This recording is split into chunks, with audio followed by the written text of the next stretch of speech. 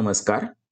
आज आपण इयत्ता 10वी विषय इतिहास, प्रकरण क्रमांक 9 ऐतिहासिक ठेव्यांचे जतन यातील पहिल्या भागाचा अभ्यास करणार आहोत. या व्हिडिओमध्ये इतिहासाची साधने आणि त्यांचे जतन, जगातील काही प्रसिद्ध संग्रहालये, भारतातील काही प्रसिद्ध संग्रहालये, छत्रपती शिवाजी महाराज वस्तू संग्रहालय, ग्रंथालये आणि अभिलेखागारे हे प्रमुख घटक अभ्यासणार आहोत. व्हिडिओ आवडल्यास लाईक करा आणि असेच नवनवीन व्हिडिओ पाहण्यासाठी चॅनलला सबस्क्राईब करा. आपल्या अनेक इतिहासकारांनी केलेल्या अथक परिश्रमांचे फलित म्हणजे आज आपल्याला उपलब्ध असलेली इतिहासाची साधने आणि त्या साधनांच्या आधारे लिहिलेले ग्रंथ. भूतकाळात आपल्या पूर्वज, आपले इतिहासकार यांनी भरपूर मेहनत घेतली आणि त्या आधारे इतिहासाची मौखिक, लिखित आणि भौतिक साधने निर्माण केली. तो आपल्यासाठी अतिशय मौल्यवान ठेवा आहे. अत्यंत मोलाच्या अशा या ऐतिहासिक ठेव्यांचं जतन आणि संवर्धन करण्याचं काम आपलं आहे. म्हणूनच त्यातील निवडक दस्तऐवज असतील, ग्रंथ आहे, पुरावस्तू आहे, हे प्रदर्शित करण्याचं काम संग्रहालये करत असतात. त्यांच्याशी निगडीत असलेली अभिलेखागारे आणि ग्रंथालय हे देखील करत असतात. लोकांपर्यंत त्यांच्या कामाची शास्त्रशुद्ध माहिती पोहोचावी म्हणून त्यांच्यातर्फे संशोधन नियतकालिके आणि इतर प्रकाशने प्रसिद्ध केली जातात. जे दस्तऐवज, पुरावस्तू इत्यादी प्रदर्शित केले जात नाही, परंतु ते ऐतिहासिक दृष्ट्या महत्वाचे असतात, पण ते प्रदर्शित केले जात नाही, तर ते दस्तऐवज किंवा त्या पुरावस्तू संग्रहालय किंवा अभिलेखागारामध्ये जतन करून ठेवल्या जातात. संशोधकांना दस्तऐवज आणि पुरावस्तू आवश्यकतेनुसार उपलब्ध करून दिले जातात. म्हणजे असे दस्तऐवज आहे किंवा अशा पुरावस्तू आहे ज्या प्रदर्शित केल्या जात नाही, परंतु काही संशोधक असतात, त्यांना रिसर्च करायचा असतो आणि त्यावेळेस ते अशा एखाद्या संग्रहालयाला किंवा अभिलेखागाराला भेट देऊ शकतात आणि आवश्यकतेनुसार त्या वस्तूंचा अभ्यास करू शकतात. इतिहासाची साधने आणि त्यांचे जतन. इतिहासाच्या साधनांबाबत करावयाची कामे. इतिहासाची प्रथम साधने मिळवायची. मिळालेल्या साधनांच्या नोंदी करून त्याची सूची म्हणजे एक इंडेक्स तयार करायचा की आपल्याकडे कोणकोणती साधने आता आहेत. हस्तलिखिते, जुने ग्रंथ यांचे जतन करून ठेवायचं. पुरावस्तूच्या स्वरूपातील भौतिक साधनांची साफसफाई करून त्या प्रदर्शित करणे.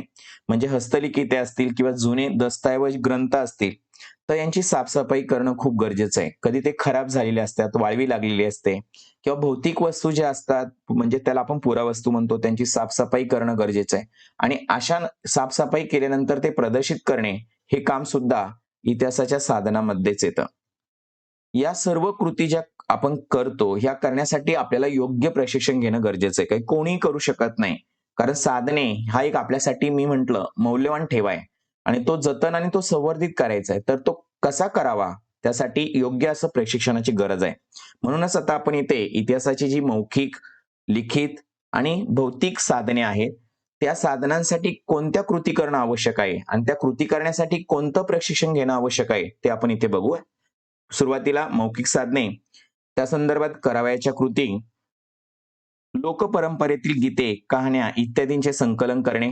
म्हणजे जी अशी अनेक गाणी आहेत किंवा कथा कहाण्या आहेत की ज्या लिहिलेल्या नाही पण त्या तोंडी एका पिढीकडून दुसऱ्या पिढीपर्यंत चालत आलेल्या आहेत, तर त्याचं संकलन म्हणजे त्या मिळवणे. संकलित करणे म्हणजे संग्रहित करणे.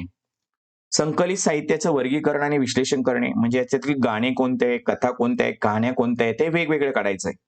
संकलित साहित्याचा अन्वयार्थ लावायचं म्हणजे विश्लेषण करायचं. आणि संशोधित मौखिक साहित्य प्रकाशित करायचं. म्हणजे जे साहित्य मिळालेलं आहे मौखिक साहित्य ते वेळोवेळी प्रकाशित करणं म्हणजे लोकांना ती माहिती पोहोचेल. त्या मौखिक साधनांच्या संदर्भात करावयाच्या कृतीसाठी कोणते प्रशिक्षण उपयुक्त ठरते ते आपण बघूया. प्रशिक्षणाचे विषय: समाजशास्त्र व सामाजिक मानसशास्त्र, मितके आणि भाषाशास्त्र, ग्रंथालय व्यवस्थापन व संशोधन परलेख, इतिहास आणि इतिहास संशोधन पद्धती इत्यादी प्रशिक्षण आपण जर घेतलं तर आपण मौखिक साधनांच्या संदर्भात जतन आणि संवर्धनाच्या बाबतीत ज्या कृती कराव्या लागतात त्या करू शकतो. पुढची साधने: लिखित साधने, करावयाच्या कृती. ताम्रपट, दरबारी दप्तरे, पत्रे, हस्तलिखिते, ग्रंथ इत्यादी दस्तऐवजांचे संकलन आणि संपादन करणे हे सर्व लिखित साधने. ताम्रपट म्हणजे तांब्याच्या पत्रावर वगैरे पत्र्यावर वगैरे लिहिलेलं असायचं. दरबारी दप्तर म्हणजे पूर्वी राजदरबारामध्ये लेखनिका असायचा, तो हिशोब किंवा इतर नोंदी ठेवायचा. खाजगी पत्रे, राजांनी एकमेकांना पाठवलेली पत्रे असतील, हस्तलिखित असतील, तर हे सर्व जो दस्तऐवज आहे किंवा जे जुनं साहित्य आहे, ते सर्व मिळवायचं आणि ते म्हणजे संकलित करायचं आणि संपादित करून ठेवायचं. ही पहिली कृती आहे. या साधनांचे संवर्धन करण्यासाठी सफाई, रासायनिक प्रक्रिया करणे. कारण आपल्याला माहिती आहे कागद आहे, तो पिवळा पडतो, त्याला वाळवी लागते, खराब होतो. तो होऊ नये यासाठी काय रासायनिक प्रक्रिया करता येईल? कसं त्याचं जतन आणि संवर्धन करता येईल, की जेणेकरून तो कागद अधिक काळ टिकेल. आणि जे दस्तऐवज आहे, त्या दस्तऐवजांचं ऐतिहासिक मूल्य निश्चित करणे. म्हणजे ऐतिहासिक दृष्ट्या, इतिहासाच्या दृष्टीने तो तो ग्रंथ किती महत्वाचा आहे. मूल्य म्हणजे पैशात नाही, म्हणजे इतिहासाच्या दृष्टीने त्याचं किती महत्व आहे, हे निश्चित करून ठेवायचं आणि त्याचा योग्य क्रम लावायचा. त्यातील निवडक दस्तऐवज हे प्रदर्शित करायचे, लोकांपर्यंत पोहोचवायचे आणि संशोधनाचे निष्कर्ष प्रकाशित करणे हे सुद्धा लिखित साधनांच्या कृतीमध्ये येतं. आता लिखित साधनांच्या कृतीनंतर कोणते प्रशिक्षण गरजेचं आहे? तर उपयुक्त प्रशिक्षण.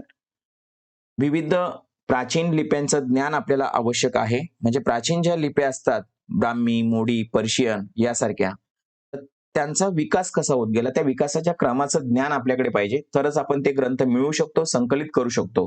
कारण बरेच प्राचीन ग्रंथ ह्याच लिप्यामध्ये आढळतील.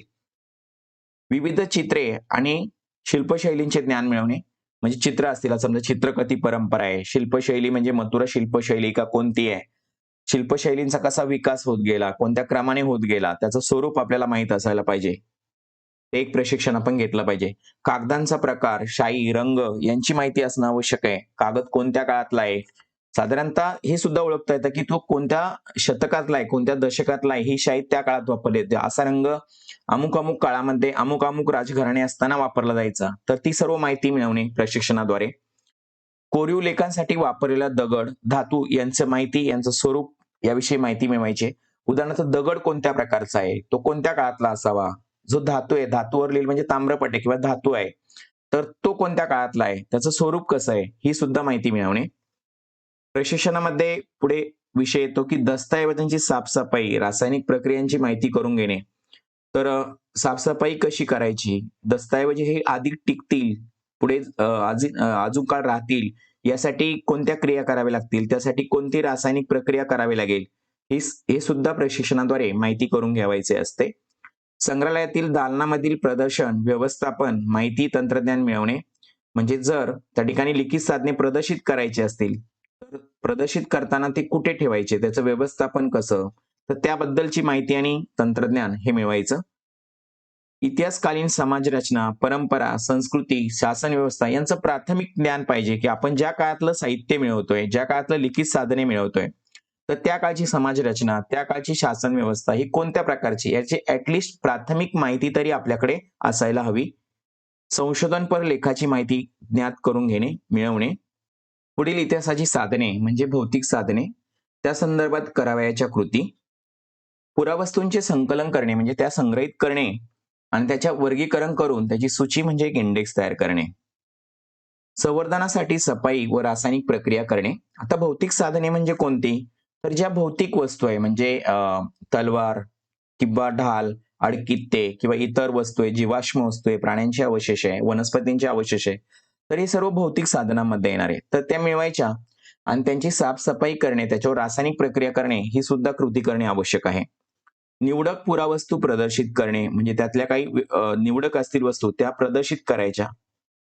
पुरावस्तू संबंधीचे संशोधनपर लेखन प्रसिद्ध करणे म्हणजे त्याच्यावर रिसर्च करायचा आणि एखादा रिसर्च आला, चांगला लेख असेल तो प्रसिद्ध करायचा. वनस्पती, प्राणी यांच्या अश्मीभूत अवशेषांचे वर्गीकरण करून सूची तयार करायची. म्हणजे ज्या दुर्मिळ होत चाललेल्या वनस्पती किंवा प्राणी आहे, त्यांचे अश्मीभूत किंवा अवशेष एकत्र करायचे, त्याचं वर्गीकरण करायचं आणि त्याची सूची बनवायची.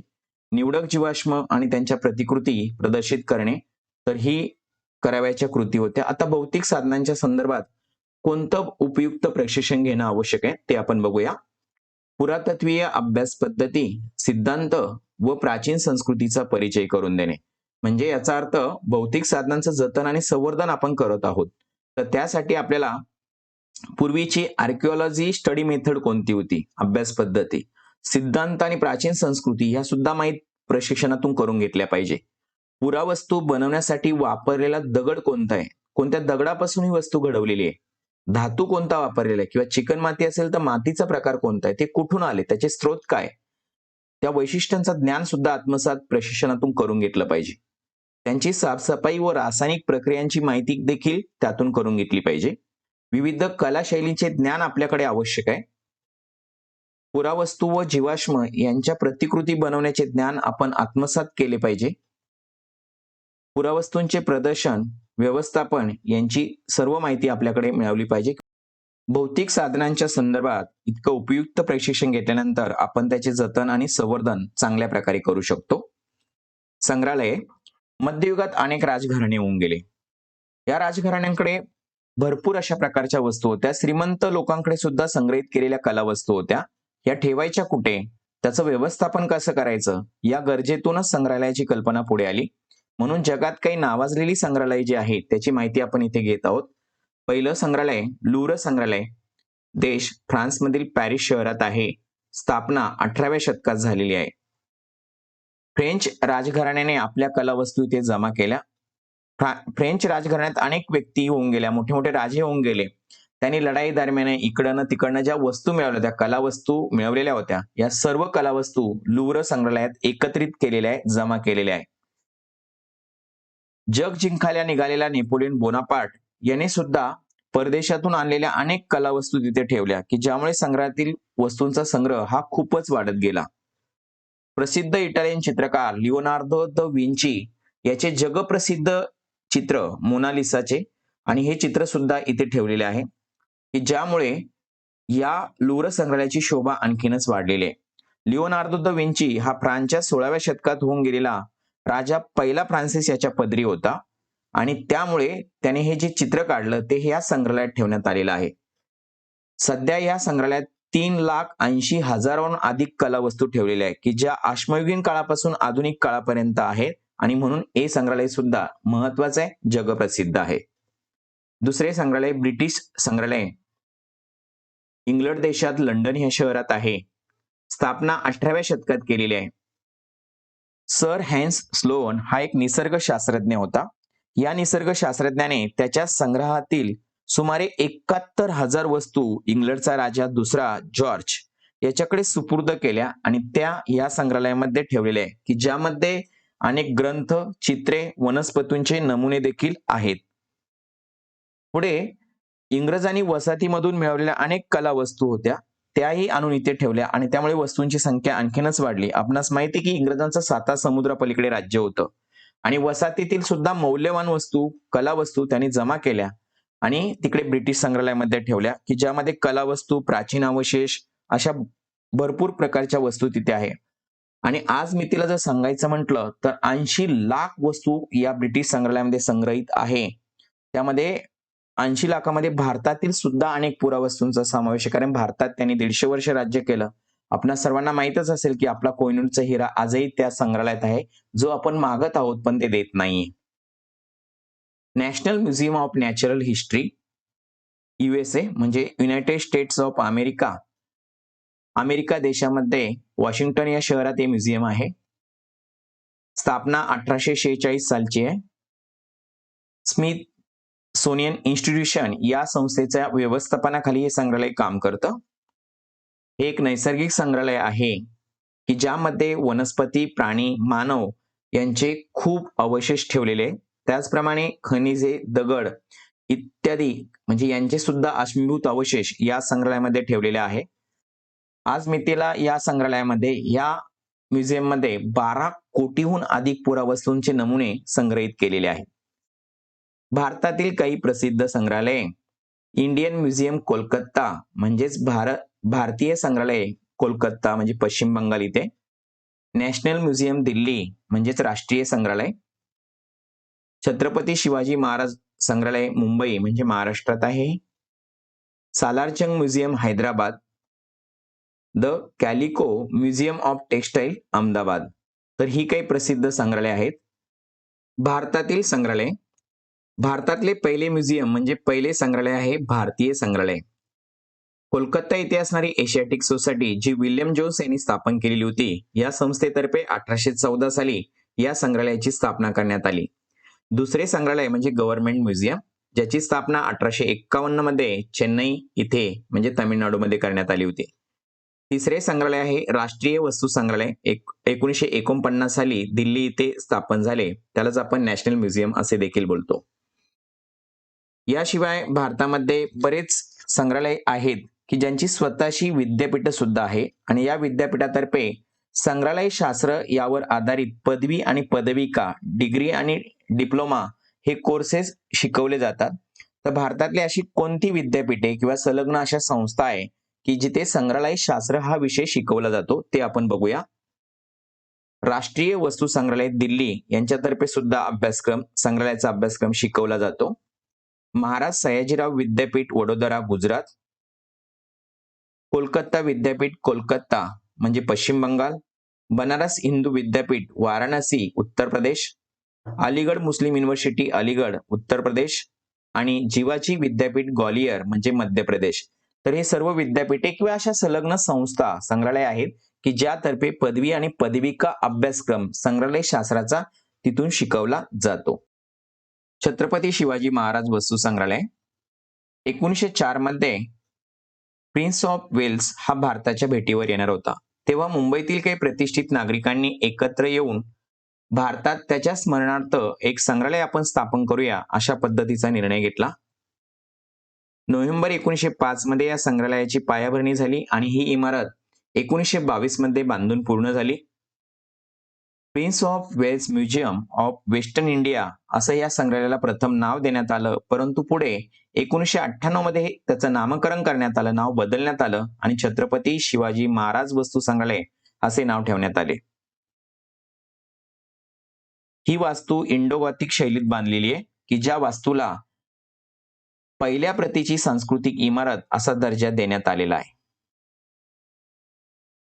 या संग्रहालयात 3 विभाग आहे, कला, पुरातत्व, निसर्गाचा इतिहास, की ज्या तिन्ही विभागात मिळून 50,000 पुरावस्तू संग्रहित केलेल्या आहेत.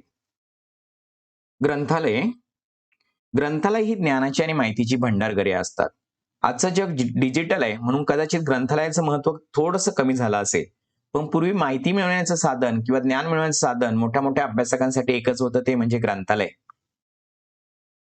आता ग्रंथालय, संग्रहालय आणि अभिलेखागार यात काय फरक आहे? संग्रहालय म्हणजे काय, जिथे पुरावस्तू संग्रहित केल्या जातात. ग्रंथालय म्हणजे काय, जिथे ग्रंथ संकलित केले जातात आणि ठेवले जातात आणि जिथे प्राचीन दस्तऐवज असतात पण जे प्रदर्शित करत नाही आणि जे जतन करून ठेवले जातात त्यांना म्हटलं तर अभिलेखागार. ग्रंथालयाचं काम असतं की विविध प्रकारचे ग्रंथ मिळवणे म्हणजे त्यांचं संकलन करणे, ते संग्रहित करणे, ते क्रमाने लावणे, संयोजन करणे, त्यांचं जतन आणि संवर्धन करणे, ही सर्व कामे ग्रंथ व्यवस्थापनामध्ये करावी लागतात. ग्रंथांची सूची तयार करणे, माहितीच्या स्रोतांचं जतन करणे, प्रसारण करणे, की आपल्याकडे कोणते ग्रंथ आहे, कोणत्या विषयावरील कोणते पुस्तक आहे, हे सर्व माहिती मिळून ती प्रदर्शित करायची, प्रसारण करायचं आणि वाचकांना आवश्यकतेनुसार ग्रंथ उपलब्ध करून द्यावायचा असतो. आजच्या काळात तर बहुतेक अद्ययावत कामं हे संगणकीय प्रणालीच्या आधारे करून घेतली जातात. वाचकांना त्यांच्या आवश्यकतेनुसार नेमका कोणता ग्रंथ हवे तो झटपट उपलब्ध करून देणे हे ग्रंथ व्यवस्थापनात अतिशय महत्वाचं असतं. आणि आपल्याला माहिती आहे की आज एका संगणकाच्या कॉम्प्युटरच्या एका क्लिकवर एखादं पुस्तक कितव्या नंबरच्या कपाटात, त्यातल्या कितव्या रॅकमध्ये आणि कितव्या क्रमाने ठेवलंय हे झटपट माहिती उपलब्ध होते आणि वाचकापर्यंत ते पुस्तक पोहोचवता येतं. सर्वाधिक प्राचीन ग्रंथालय म्हणजेच सर्वात प्राचीन ग्रंथालय कोणती होती जगातली ती पहिले बघूया. इसवी सन पूर्व सुमारे 5वे शतक ते इसवी सनानंतर 5वे शतक या काळात तक्षशिला विद्यापीठातील काही ग्रंथालय हे जगातील सर्वाधिक प्राचीन ग्रंथालय समजली जातात. इसवी सन पूर्व 7व्या शतकातील मेसोपोटेमिया देश म्हणजे इराण, इराक, तुर्कस्तान यांचा मिळून जो पूर्वीचा मेसोपोटेमिया देश होता, तेथील असिरियन साम्राज्याचा सम्राट असुरबानिपाल याचं ग्रंथालय हे देखील प्राचीन ग्रंथालय आहे.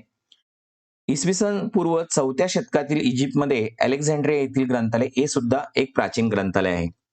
सरस्वती महाल ग्रंथालय इसवी सनाच्या 16व्या शतकात तंजावर येथे नायक राज्याच्या काळात हे ग्रंथालय बांधले गेले. इसवी सन 1675 मध्ये व्यंकोजी राजे भोसले यांनी तंजावर जिंकून घेतलं आणि स्वतःचे स्वतंत्र राज्य स्थापन केले. व्यंकोजी राजे भोसले आणि त्यांच्या वंशजांनी सरस्वती महाल ग्रंथालय अधिक समृद्ध केलं. या ग्रंथालयात समृद्ध करण्यामध्ये सर्वात मोठा वाटा होता तो सरपोरजी राजे भोसले यांचा आणि म्हणून त्यांच्या स्मरणार्थ 1918 साली या ग्रंथालयाला सरपोरजी राजे भोसले असे नाव देण्यात आले. या ग्रंथालयात आज मितीला 49,000 प्राचीन ग्रंथ संग्रहित केलेले आहेत. भारतातील ग्रंथालय: national library Kolkata, Nehru memorial museum and library दिल्लीला आहे ही, स्टेट सेंट्रल लायब्ररी हैदराबाद या ठिकाणी आहे, library of Asiatic society Mumbai इथे, आणि डेव्हिड ससून लायब्ररी देखील मुंबईमध्ये. अभिलेखागारे: महत्वाच्या नोंदी असलेली कागदपत्रे जिथे जतन केली जातात त्याला अभिलेखागारे असे म्हणतात. पुन्हा एक फरक फक्त बोलतो. ग्रंथालय म्हणजे जिथे चालू घडामोडीवरील ग्रंथ संग्रहित केले जातात ते ग्रंथालय असतं, आणि जे प्राचीन दस्तऐवज असतात जे प्रदर्शित केले जात नाही ते अभिलेखागारामध्ये ठेवले जातात. कागदपत्रांची सूची तयार करणे हे त्यांच्या व्यवस्थापनामध्ये आहे. नागरिकांना हवी तेव्हा कागदपत्रे उपलब्ध करून देणे.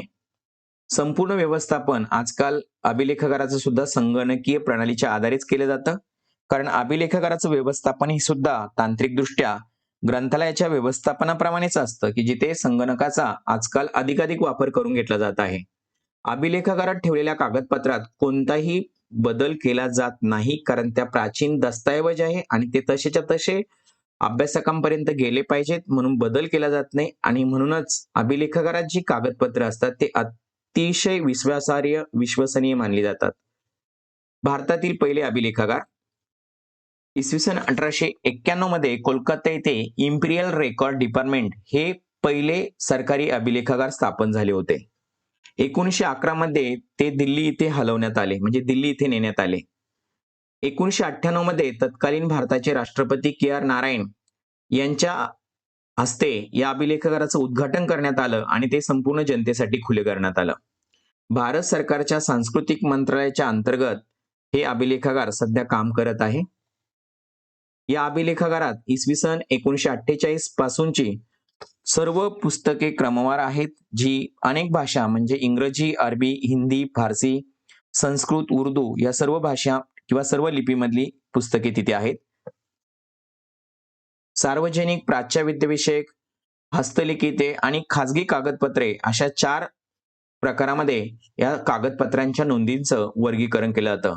म्हणजे 4 प्रकार म्हणजे सार्वजनिक क्षेत्रातली कागदपत्रे वेगळी, प्राच्य विद्याविषयक कागदपत्रे वेगळी, हस्तलिखिते या बाबतीतली कागदपत्रे वेगळी आणि खाजगी कागदपत्रे वेगळी, असे 4 भाग पाडून त्या कागदपत्रांचं वर्गीकरण करण्यात आलेलं आहे. अन्य अभिलेखागारे: प्रत्येक राज्याचे स्वतःचे असे स्वतंत्र अभिलेखागार असते.